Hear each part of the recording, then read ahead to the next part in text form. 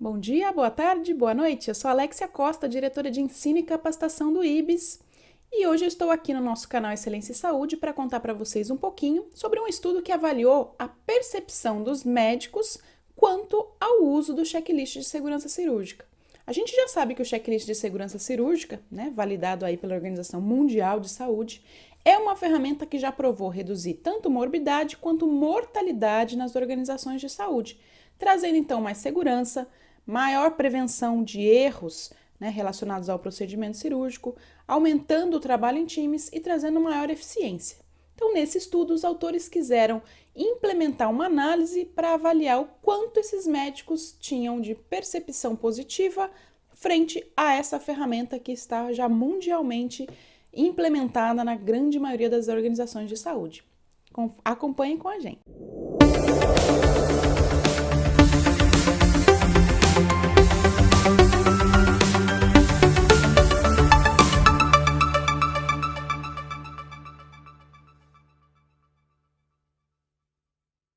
Bem, nesse estudo, os autores citam que vários hospitais implementaram checklists adaptados às suas especialidades. Então, eles citam um hospital chamado Hatwan Hospital, no Iraque, que adaptou para endoscopia, o Hospital Universitário da Tunísia, que aplicou uma adaptação para o paciente pediátrico, e o Colégio Real de Oftalmologistas, que implementou uma adaptação para oftalmologia.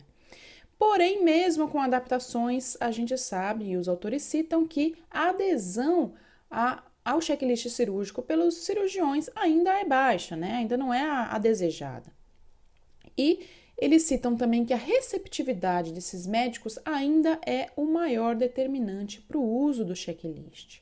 Então, os autores acompanharam, através de uma análise pré e pós-implantação, o impacto das atitudes e percepções dos médicos frente ao uso desse checklist, com foco em segurança, eficiência, trabalho em times e prevenção de erros médicos. O método foi implantado em um hospital pediátrico e eles implementaram um checklist adaptado aos fluxos de cirurgias pediátricas e acompanharam isso antes e um ano depois da implantação, comparando as respostas e classificando essas respostas dadas pelo time multidisciplinar. Então, tanto médicos responderam, quanto enfermeiros e outros membros da equipe cirúrgica também participaram do estudo. O que eles encontraram de resultados? Que a maioria das respostas refletia, sim, atitudes positivas frente ao uso dos checklists. Então, os profissionais não se negavam a usar o checklist, eles encaravam aquilo como algo que agregava valor.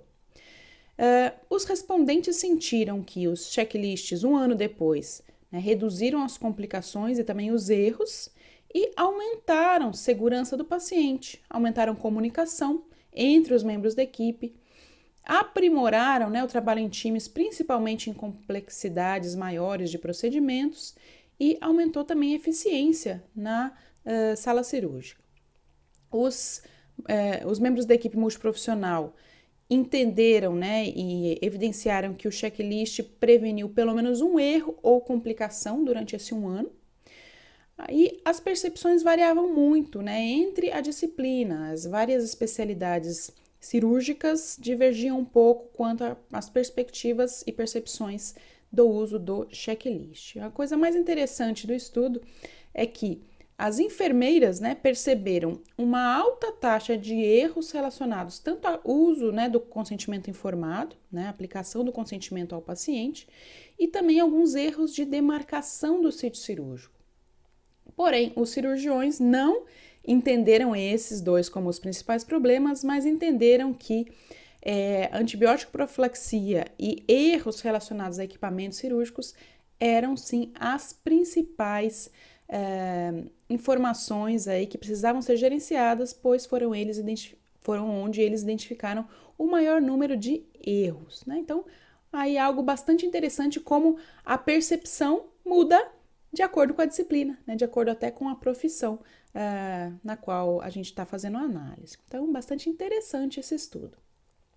As dicas que o IBS sempre traz para vocês, hoje a gente selecionou 3 dicas interessantes. A primeira delas, e muito importante, né, envolver as equipes cirúrgicas, seja na implantação do checklist ou seja na revisão dessa implantação. A gente sabe que a implantação ainda não é 100% em todos os lugares, né? A gente ainda tem muitas falhas.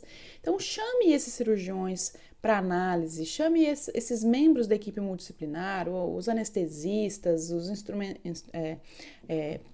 instrumentadores, enfermeiros, farmacêuticos clínicos que atuam em centro cirúrgico, chamem todos esses membros para discussão do que pode ser melhorado para aumentar a adesão ao uso do checklist, onde é que eles estão encontrando as maiores fragilidades ou falta de adesão e o que pode ser melhorado. Envolva para que eles participem da tomada de decisão e a gente possa ter uma maior adesão. Quando eles participam do que deve ser feito, eles entendem o porquê deve ser feito, né?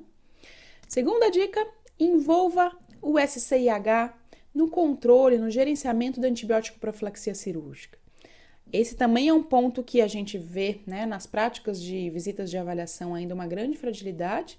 Primeiro que ainda há muito erro ou falta de adesão no sentido de aplicar o antibiótico 1 hora antes da incisão cirúrgica, que é o padrão ouro, e fora essa questão da incisão, a gente tem ainda erros relacionados ao uso do antibiótico após a saída desse paciente do centro cirúrgico. Então, quando esse paciente vai para uma unidade de internação ou UTI e ele tem que fazer a continuidade das aplicações do antibiótico, em geral há erros quanto à posologia, né? Esse antibiótico acaba entrando ali no horário padrão de aprazamento das prescrições e nem sempre isso é o ideal. Aliás, na grande maioria das vezes não é o ideal, ele tem que seguir aquele aprazamento preconizado em relação ao horário da incisão cirúrgica. Então, tentem gerenciar isso de uma forma bastante incisiva que vocês vão ver que possivelmente há erros e esses erros precisam ser melhor monitorados para que a gente melhore.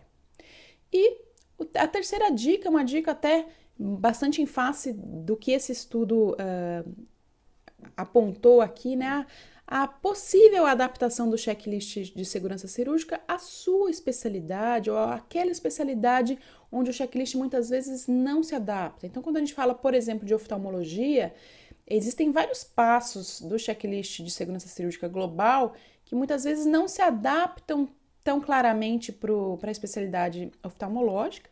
E há questões importantes, né, na oftalmologia que o próprio checklist global não contempla.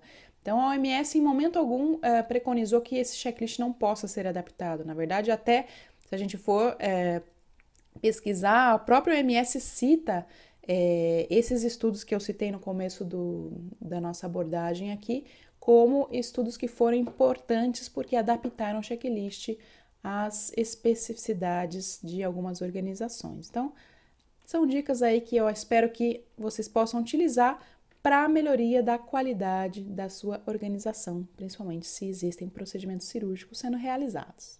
Espero que você tenha gostado. Não esqueça de curtir, compartilhar, marcar aquele seu amigo caso você ache que ele se interesse por esse assunto. Não esqueça também de oferecer, né, temas para que a gente possa ajudá-los a divulgar, seja nesse formato aqui de vídeos diários, seja no formato de cursos que a gente possa estar oferecendo para vocês. Então, não deixe de especificar aqui embaixo, seja no YouTube, seja na rede social, quais são os temas que interessam a vocês. São temas ligados à segurança do paciente, são temas ligados à gestão da qualidade. Contem para a gente para que a gente possa atender vocês quanto aos estudos mais interessantes frente a esses temas, ok? Então, lembrando que esses vídeos são um oferecimento do IBS e do IBS Knowledge in Healthcare. Eu espero vocês no próximo episódio. Até mais!